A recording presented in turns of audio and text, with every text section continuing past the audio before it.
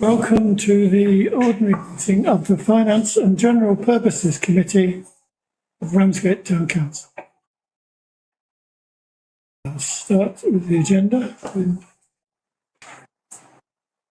Are there any apologies? We have apologies from Councillors Crittenden and Hudson with personal commitments, and Councillor Young, who's in a period of approved absence. Item 2 on the agenda is declarations of interest. To receive any declarations of interest in respect of items on the agenda. No, thank you. Item 3 on the agenda is previous minutes. To approve the minutes of the ordinary meeting of the Finance and General Purposes Committee held on the 8th of April. Only questions of record may be considered. Yes, Councillor Austin. I noticed my apologies were given as a family commitment, but it was actually the night before the Cliftonville by-election and I was out knocking on doors, so I cannot tell a lie. It's not a family. Well, it might have been if it was Vivian. Is that an amendment the Councillor would like? I don't know whether it's important to say, but I thought I'd better. No, it isn't. Do you want to really? Fine. No, I don't want to be fussed about it, but if everybody else is happy. Thank you. Then can I have somebody to propose approval? Wasn't here. I'll propose approval. Can somebody second who was here? Is anybody here? It must have been. I was. Will you second? Second approval? Oh, I was. Yes. I'll have it. Item 4 on the... In favour? Yeah, sorry. All those in favour? Thank you. So, item 4 on the agenda is accounts and budgets. 4.1 is to receive the statement of the accounts for 2005-2006, 26, and a covering report from the Town Clerk. Members are asked to recommend to Council where the surplus from 25-26 should be divided. Okay. Thank you. Members will see from the accompanying report that whilst a number of individual budget headings recorded overspends or income shortfalls in 25-26, the Council's overall financial position remains positive. Significant additional income, together with underspends across a number of budgets, has resulted in a favourable net position of nearly £78,000. The report highlights the principal areas of variance, explains the reason behind most of the significant overspends and income differences, and considers whether any amendments to the approved 26-27 budget should be recommended in light of the previous year's expenditure. It also sets out the position regarding balances carried forward, including the impact on reserves, VAT recovery, and a Town Promotion Committee recommendation to earmark their underspent budgets for additional projects this year. So following these adjustments, there's a surplus of £87,491 remains available for members' consideration, and the committee is invited to recommend to full council how these funds should be allocated, together with any budget adjustments considered necessary. So, could I just comment how pleasing it is that so few of our budget heads were overspent at the end of the year. It shows that we had set our budgets correctly as the year went on. Yes. And I'd like to commend you on Yes. doing that. Yes. Thank you. Yes, Councillor Shonk. I just wondering how you counteract the overspend. I'm in your hands. so the overspend. Yeah. Well, fortunately, our overspends in terms of the larger budget were really quite minor. There's things that we've already realised are costing a little bit more. For example, the cost of our subscriptions went up. But the increase is £395. Computer and hardware was over budget, but then we had new staff starting last year. Teas and coffees and milk at meetings was more expensive, but it was 150. And it's not expensive.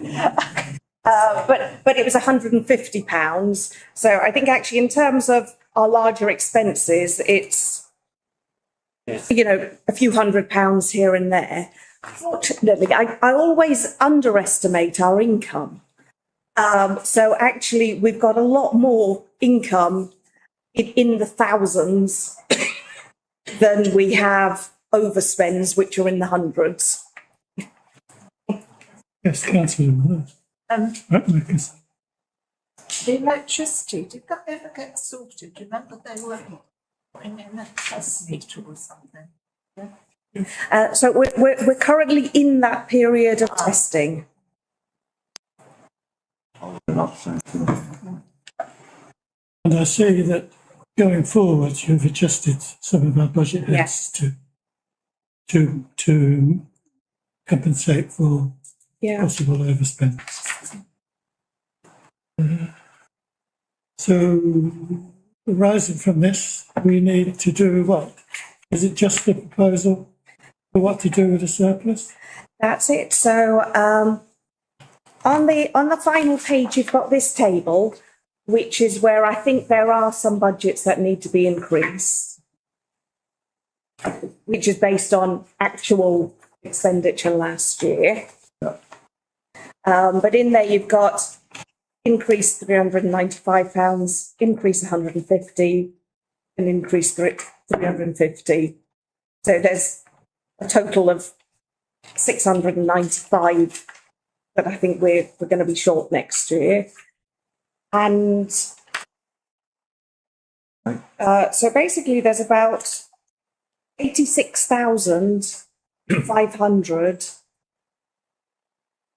currently unallocated. The usual places I'd suggest is either our general reserves or new projects are the safe places that can be called upon in the year if required. Yeah. Yeah, we're having an online meeting with Lisanne from Kent Highways. And I'm anxious to get that crossing from Dumpton Park Drive, but for some reason they're not getting round to, I mean, they're obviously very busy getting round to costing it, designing it. But I would like to put that forward and the highways improvement generally. So are you making a proposal? Are you making a proposal? Yes, I can't see your faces at all. I don't know who it's me. That's There you are. Are you making a proposal? yes, certainly. What? We do, yeah. So may I highlight that the Highways Improvement Plan budget, I think it's got £102,000 unallocated at the moment for work, so that Dumpton Park doesn't necessarily need to dip into the money that we've just allocated. Except there are a couple. Councillor Albon. Yeah, Chair, I think we should put the money in the reserve and the 86,000 reserve to be used as and when we see fit. But I will be guided. Last year we put money in the highways. And there's no doubt that if we could get around to doing all the things that we've got lined up, it would take all that money. Take all that money and more. But are we going to? Last year we did spend it. So We can't do it, so if that's a proposal. I'll propose that, Chair, and then it can be, if highways thing comes about, then we can use it for that. I'll second that. Yeah. All those in favour? Yeah. It's carried. Anything else? Just the state of the reserves? Does that come under this item? So the next item is moving into the current financial year, receipts and payments to the 31st of May.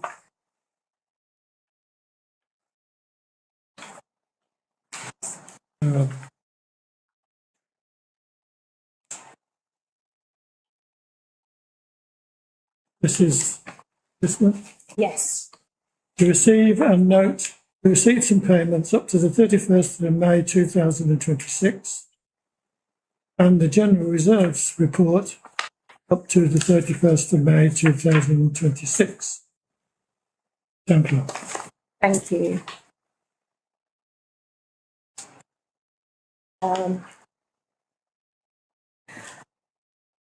Where in the agenda I've described these as draft documents, it was where at the time of sending these out, they hadn't been reconciled. But actually at the the closing hours, Eileen managed to get these up to date to the end of June and reconciled. However, obviously at this point in the year, everything's looking very healthy because we're only 3 months in.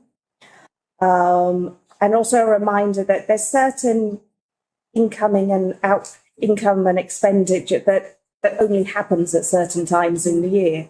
For example, the allotments, rent and water rates. We're going to receive the bulk of that in November. That is, it all happens en masse in across about a month or 6 weeks. Other things like insurance, well, that's paid in October. So it's not a steady stream of income and expenditure across all these budgets.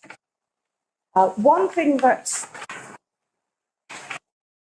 I've double checked and the finance officer has double checked, and it's to do with how things are presented in Scribe. So the longer document is all the budgets. But you will see under reserves, you've got actual payments being made, but no budgeted amounts. Right. And it's where the budgeted amounts for the reserves Yeah. are on this sheet of paper. Okay. You record the actual income and expenditure here, but it's this sheet where you're seeing the original budgets. Yeah, I think that's correct, and that's how it was shown last year. So. And in the reserves, there's certain things, capital and earmarked projects, and then you've also got quite a few. CF stands for carried forward, Okay. and it's where something was approved in the last financial year to happen. We're going to buy such and such, but for some reason it just didn't actually happen in March, but the money is carried forward. So the CF carried forward ones, you would hope that we'll be ticking those off quite quickly in either already or in the coming months.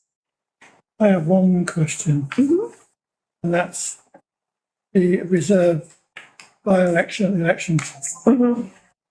We know that we're going to be entirely responsible for elections next year because they won't coincide with GDC elections.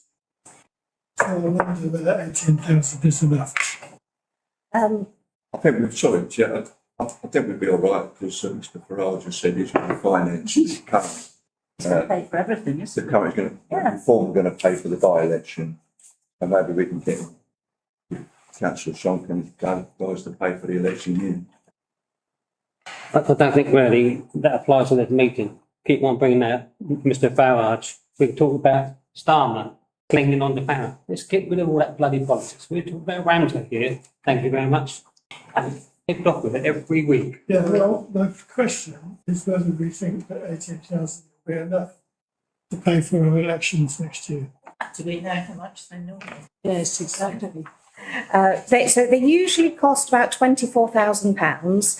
So we've been putting £6,000 aside for the last 3 years, and then when the election will be in May, we'll start our new 27-28 budget in April, where we will put in another £6,000, giving us the expected £24,000 that's required.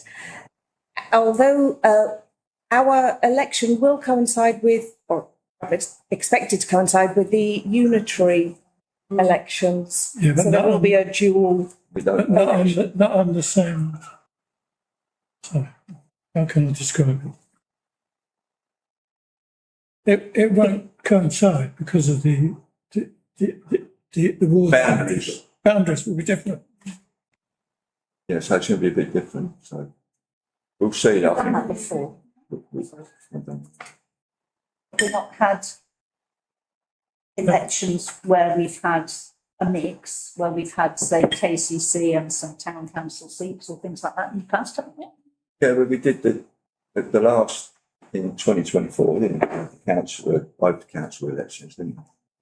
Yeah, they coincided. So they coincide them. Yeah. Yes, it could be much messier. It will be, I expect. It'd be more difficult for voters. Yeah.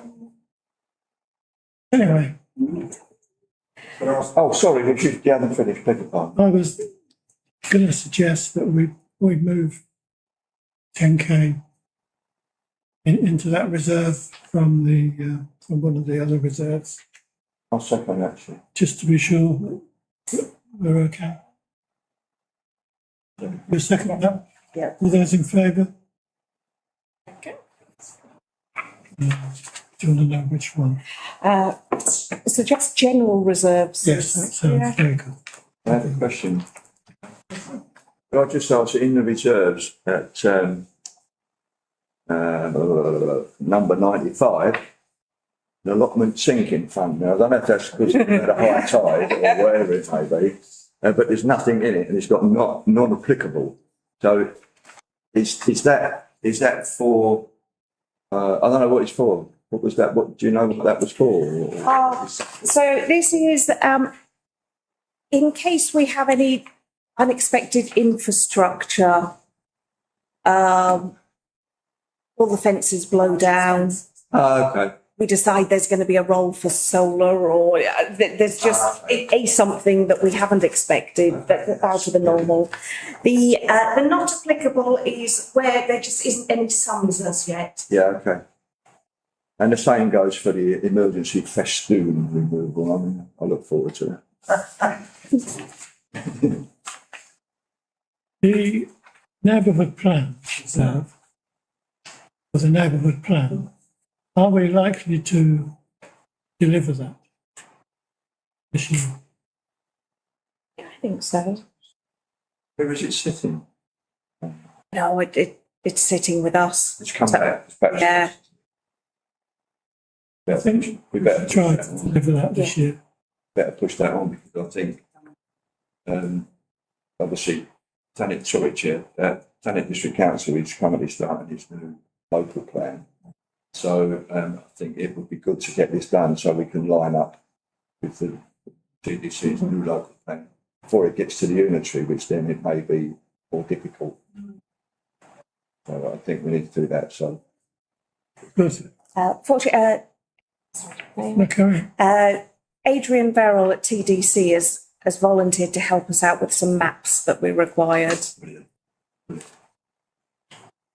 Don't we have to then do some consultation? Yes. Soon. I think that's the next thing we need to do is public consultation. Yeah. Okay. So do we need to vote? To know. The notes, isn't it? Yeah, we know. Noted. Noted. Yeah. Next item then is working groups. Item 5. Receive a report from Mr. D. Williams, Deputy Town Clerk and Compliance Officer, on the working group arrangement. So the report asks you to confirm the working group arrangements for the coming year. It proposes the continuation of 2 working groups under the F&GP committee, the Climate Change Task Group and the Grant Scrutiny Panel. The report outlines the purpose, membership arrangements, draft terms of reference and proposed meeting dates for each group. It also notes a minor amendment to the grant scrutiny panel terms of reference to reflect an idea to incorporate reviewing the anchor funding return forms and making recommendations to the Town Promotion Committee, where at the moment the anchor funding is sitting outside of the grant scrutiny panel. It would make sense to bring it under the remit of that group. Okay. I propose that we adopt all the recommendations. Yeah. And ask, do I have to ask Councillor Rustin if she wants to chair the climate change? Yeah. I'd be delighted. I propose, Councillor. I second that. I second that you move. Is that agreed? Great. Thank you. I believe there was also a vice chair for climate change task force. Councillor Robinson. Sticky me. I haven't asked him whether he's willing to carry on, but I assume yes. I'm sure he would. Shall we assume that he is, unless otherwise? And then with regard to the grant scrutiny panel, agree membership for the coming year. So it's currently councillors Nixie, Hetherington, Hudson and Moore. Councillor Hudson had joined the group as the mayor of the day. Okay. That makes sense. And they don't need a chair. We don't have, You want one? we seem to, it's on a collegiate level. You seem to be doing very well without one. I think we do it kind of quite Yeah. well, just doing it amongst ourselves. I mean, we could do it differently, but it seems to work okay. Do I have a proposal for status quo then? Status quo, yeah, yeah. Councillor Alban, seconded Councillor Austin. Is that with the mayor of the day or Councillor Hudson? I was just going to ask that question. If I may, Chair, no disrespect to our current mayor, I don't mean anything like that, but I think Councillor Hudson will have more time Yes. because Councillor is sometimes later, she works in the evening, doesn't she? So Yeah, I totally agree. Councillor. Is that a valid proposal? contribution? I propose that. Yeah, second it. All those in favour?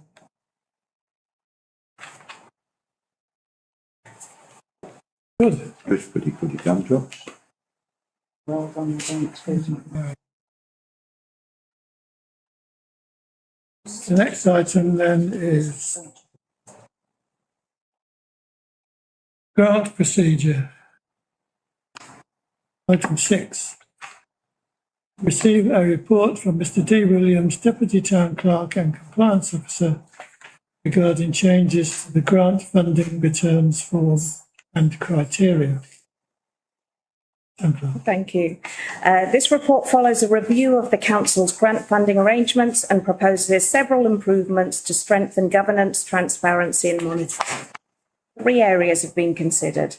Firstly, a new disclaimer has been added to the grant funding policy to make it clear that where the Council provides grant funding for an event or activity, responsibility for planning, permissions, insurance, risk management and delivery remains with the recipient organisation. This is intended to protect Council from liability and avoid public confusion between grant funding and direct event delivery.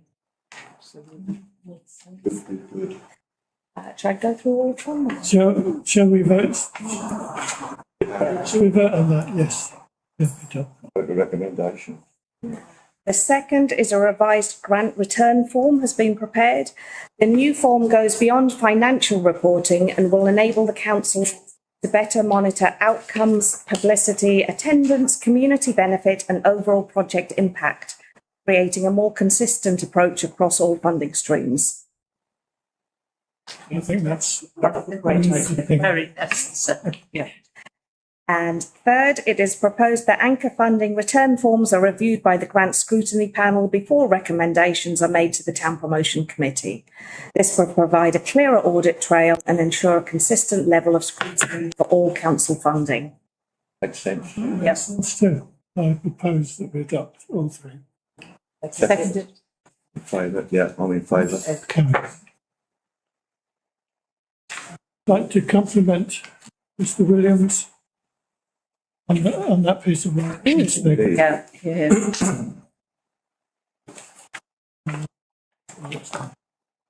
Next item is item 7, the Climate Change Task Group.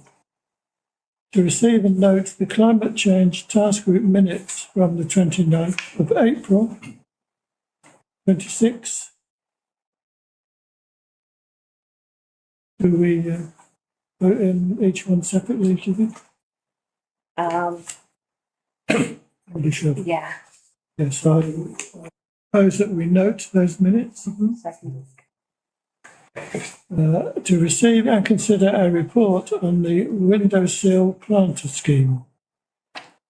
So this is a proposal from the Climate Change Task Group to introduce small-scale windowsill planter scheme aimed at residents who do not have access to a garden. Following discussions with a local nursery, the preferred option is a terracotta planter package consisting pot, plants and compost with an estimated total cost of around £10 per unit. Residents would contribute £5 towards the package, with the council funding the remaining balance, which is a very similar scheme to the tree planting scheme. To manage demand and administration, it is proposed that the scheme is initially capped at 75 planter packages, similar to the council's fruit tree initiative, based on current estimates. The total scheme would cost approximately £750, with resident contributions of around £375 and a net council contribution of £375. The report notes that Young's Nursery have already been paid from a previous budget allocation, meaning there's no additional pressure on the current year's budget. The report also sets out practical arrangements, including publicity, collection and distribution arrangements, household eligibility restrictions and resident responsibilities once a planter package has been collected. And so you are asked to approve the individual details. Councillor Preston. Oh, do you want to ask them? Yes. Sorry, I thought you did as well. I was just going to add a bit of information on this. Firstly, that we came up with this idea as a group because we'd had people say when we were offering the fruit trees, I don't have a garden, is there anything you can do for me, kind of thing. So we thought something that people could put on their balcony or windowsill, front step or whatever would be a good idea. We have had some problems because Young's been so busy over the, particularly during the heat waves, etc. We haven't finalised things with them for now, and we're starting to think that maybe we should move this into the early autumn, and it would be an autumn planter rather than summer planter, because with the heat at the moment we're too cheerful anyway. So it might be delayed a bit, and it might run alongside the fruit trees, but we're still committed to going ahead with the project if the committee is happy. Lavender. This is really a beautification project. It is a beautification project, to be honest, but it is a climate change project from the point of view that anything that anybody plants is going to absorb carbon. And it might help bees or something. It might help bees, it might help pollinators, it might help insects generally. Anything that can help that. Did you want to say anything, Councillor? You know, we all got those, I apologise, what were they? Cakes. Yes. So who paid for those? The town team, I think. Oh, the town team, because they were delivered with soil and stuff. Yes. Yes. I think it was a town team project. Oh, right. I can't remember that, to be honest. Part of which my geraniums were lifted. Yeah. My only thing about terracotta planters on windows is that they're properly secured. Yes. And we would have, the deputy town clerk has actually written some rubric about making sure Right, that because they will be to residents to make sure that they're bound on Yes, yes. We're keen on them being on front doorsteps, etc. Really, but what it's down to the residents. We're also exploring the possibility Yeah, they got later sections. of the town shed making smaller rectangular window box type structures. Wooden ones. Wooden ones. But we haven't got that far yet. They're not in a position to do that at the moment. And is the intention to supply them planted? No, to supply a bundle for the residents to sort out in whatever way they. Are we supplying the plants? We're supplying the plants, the compost and the planter, and then it's up to the residents to do what they like, so they can add other stuff We'll also. supply something that's insect friendly. Yeah, Yes, yes, absolutely. that's good. I propose that we accept that. Cool, yeah. Thank you. Yep. Seconded? Yep, thank you.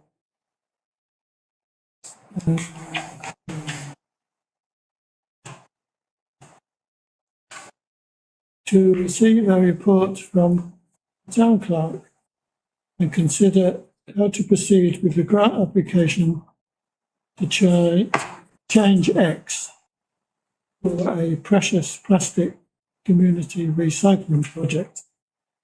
Town clerk. Thank I you. think they need a longer name. This report is making you aware of a funding application that has been submitted to Change X for a community plastic recycling and environmental education project in Ramsgate. The application seeks external funding of up to £20,000 and does not commit the council to delivering the project.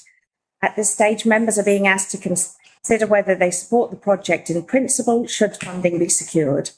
Any decision to proceed would be subject to further report addressing governance, finance, health and safety, insurance, venue provision and long-term sustainability before any commitment is made by the council. The obvious question for me is, what does precious plastic mean? What is it? What are they doing with it? Where's it going? How big is it? You know, interesting. Precious plastic is a brand name, if you will, of a type of project that recycles different types of plastics and provides equipment and so on to do so. And there's a variety of projects. The nearest one to us is in Sittingbourne. And ChangeX is an organisation, an international organisation that has landed on this as one of the things they want to fund this year. And we've been talking about the possibility of introducing recycling of some kind for a little while. And all of a sudden this landed and there was a very quick turnaround to get the proposal in. Is this different to what TDC do?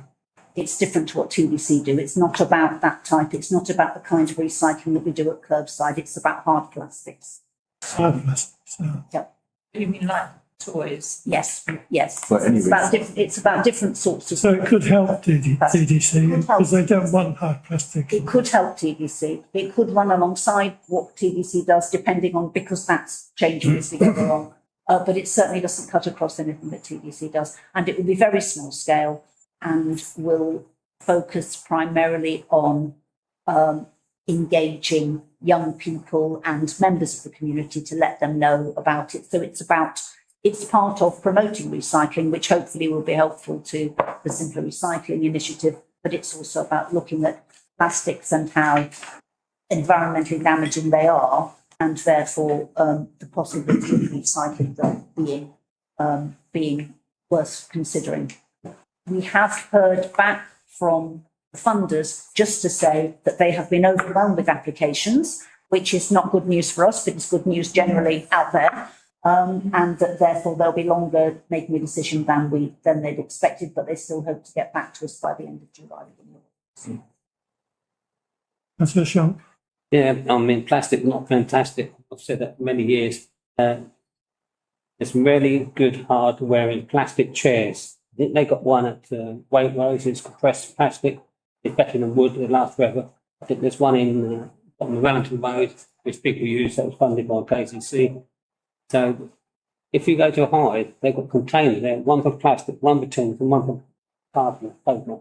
I mean, I don't think we recycle enough. You come round Ramsgate, it's a mess every night. So at the high street, there's nobody, a seagull bag, so the worst thing anybody ever Or, I think we should recycle more plastic, even if we just stored it for a while, melt it down and use it somewhere along the line. That's the plan of this. Single bags were to meet a particular problem, as you know, which was seagulls tearing the plastic bags apart. Councillor Mackinson. Who will actually be doing this?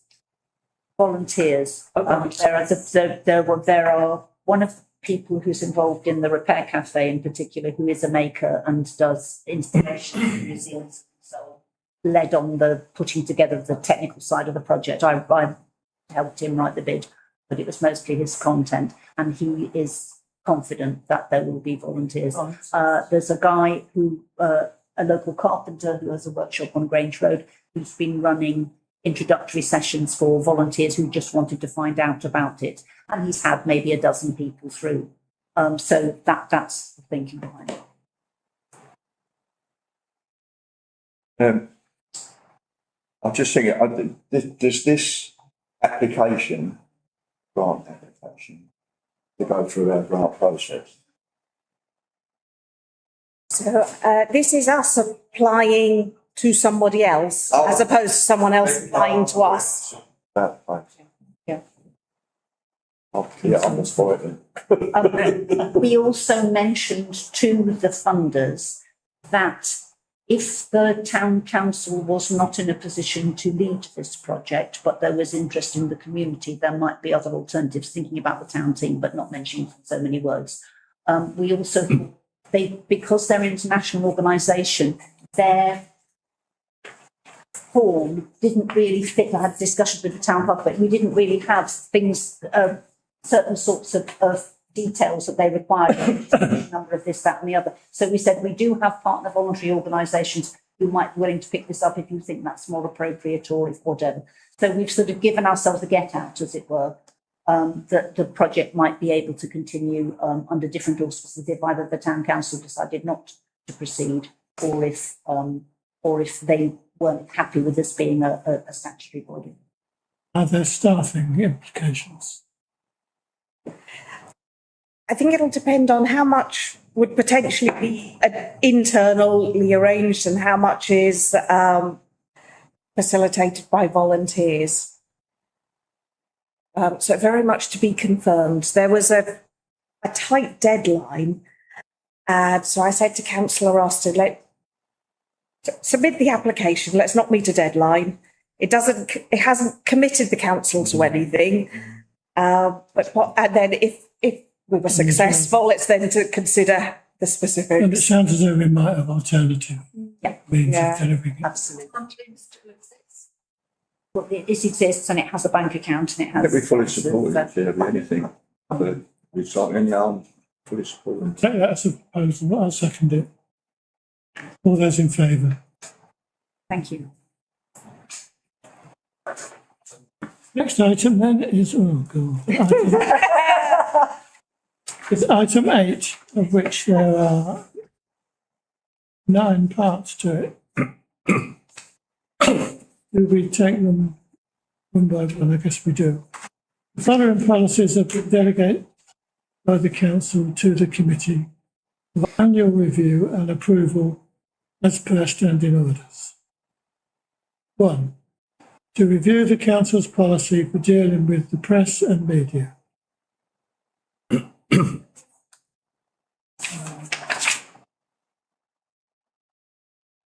So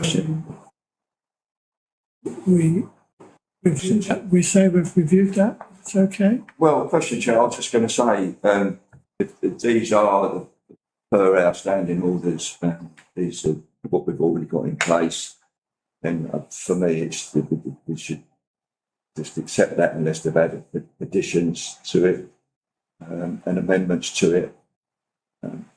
Shall I give that? I can help. Yeah. So these policies and procedures have been brought to the committee for annual review because this is a job that the council has given you.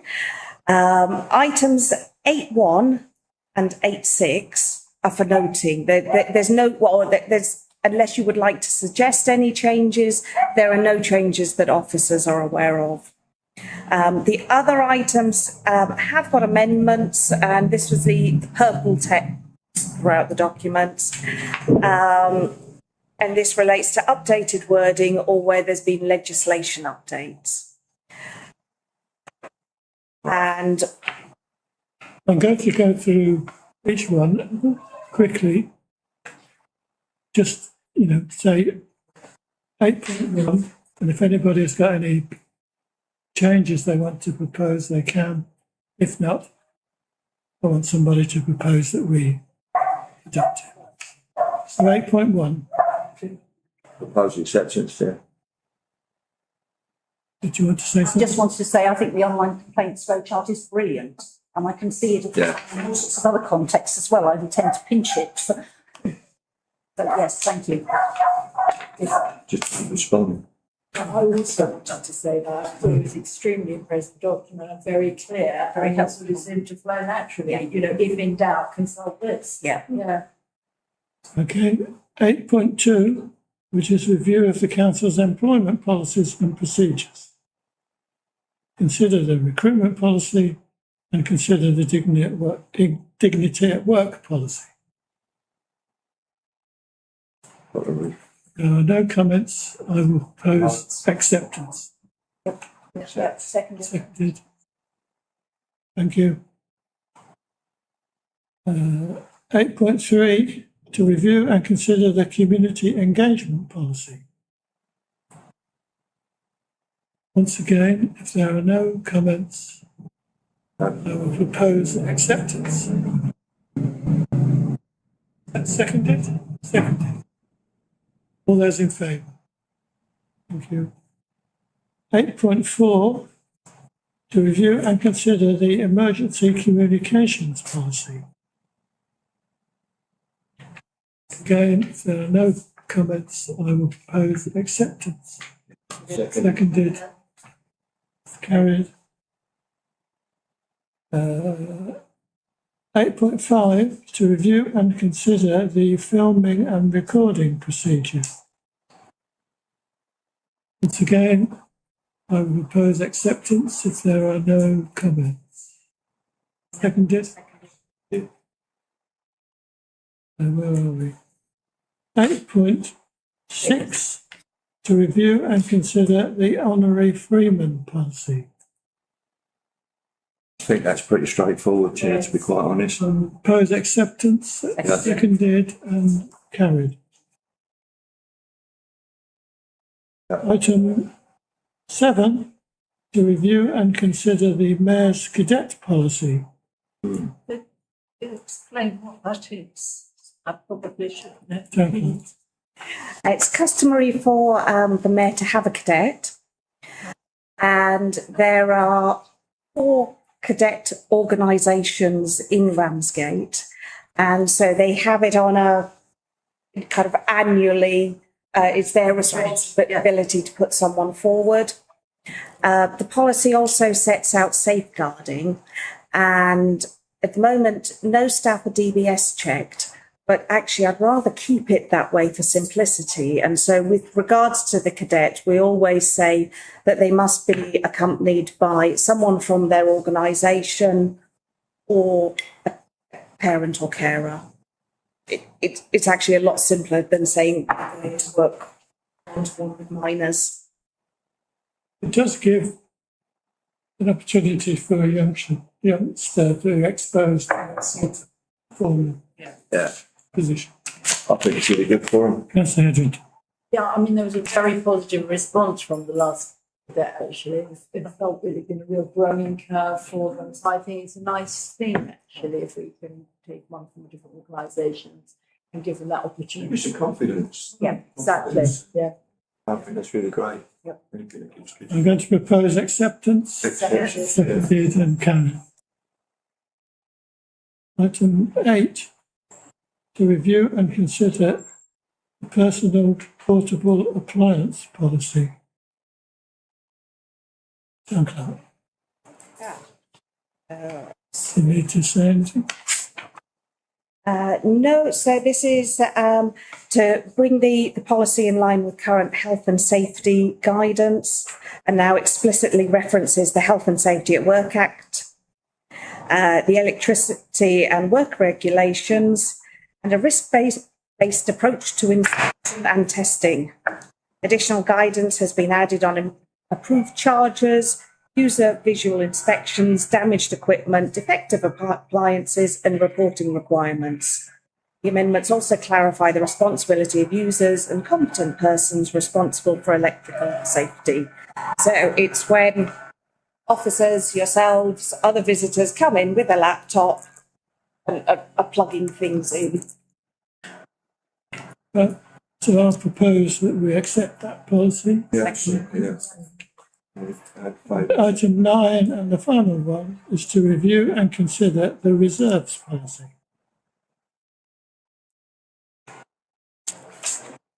There should be. Yeah. Is there anything changed? The update to the current guidance replaces the previous practitioner's guidance citation, which no longer exists, with the 2025 Small Authorities Proper Practices Panel Practitioners Guide. The policy has also been strengthened by linking reserve management more clearly to the Council's financial regulations. Additional wording clarifies approval requirements for environments, movements between reserves, reserve reviews, ring-fenced funds, and the role of the responsible finance officer. These amendments provide stronger governance and ensure consistency with the Council's financial management framework. Is it going to impact on the many reserves and the size of the reserves that we currently hold? The size of reserves that we hold is recommended by our internal auditor. So the recommendation for ourselves is about 25% of the precept. If it was a much smaller, say, parish, the internal auditor might be recommending 100%. But for us, keeping about 240,000 or it's recommended. I've always considered that we need to be able to exist for 6 months without access to a bank, to the necessary. Okay. Yeah. So I'll propose that I'll second it, that we accept that. yeah. Thank you. Right, next item is item 9, appraisals. To receive a summary report of the key themes identified in the 2026-2027 annual appraisals of all staff. John Clark. Thank you, Chair. So all staff have been appraised, and the specific appraisal documents for each staff have been shared with the Chair and Vice Chair of the committee, and then the Chair and Vice Chair of the Council out of courtesy. This report is just giving you an overview of key themes. The appraisals indicated that staff performance remains strong with no significant performance concerns. Staff were feeling workload pressures, but I think this was really quite linked to when the appraisals were taking place in the year. So for the office staff, the appraisals were taking place at a time when there was 3 people who had been promoted to new jobs, but we hadn't yet recruited an office admin. So there was a period when people were doing their new jobs, but still trying to do their old jobs. But we now have a full complement of staff, so we do have more resources than previously. And at the same time, after the technicians' appraisals, they were just in the thick of weekend work for Eurovision, Operation Dynamo.